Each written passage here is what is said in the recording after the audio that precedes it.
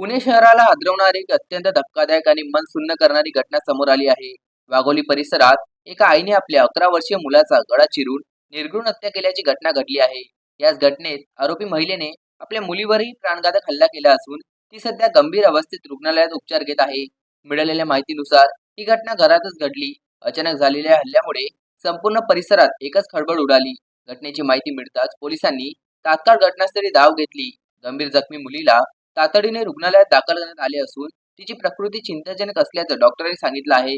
पोलिसांनी आरोपी आईला ताब्यात घेतलं असून तिची चौकशी सुरू आहे. मात्र या धक्कादायक घटनेमागचं नेमकं कारण अद्याप स्पष्ट झालेलं नाही. कौटुंबिक वाद, मानसिक तणाव की इतर काही कारणे यामागे आहे का, याचा तपास पोलीस करत आहेत. या घटनेमुळे पुणे शहरात संतापाची आणि भीतीची लाट पसरली आहे. आईसारख्या नात्यानेच मुलावर वार केल्याने नागरिकांमध्ये तीव्र प्रतिक्रिया उमटत आहे. पोलिसांकडून पुढील तपास सुरू असून लवकरच घटनेमागचं सत्य समोर येण्याची शक्यता आहे. अशाच ताज्या बातम्या जाणून घेण्यासाठी न्यू महाराष्ट्र 24 न्यूजच्या युट्यूब चॅनलला सबस्क्राईब करा. धन्यवाद.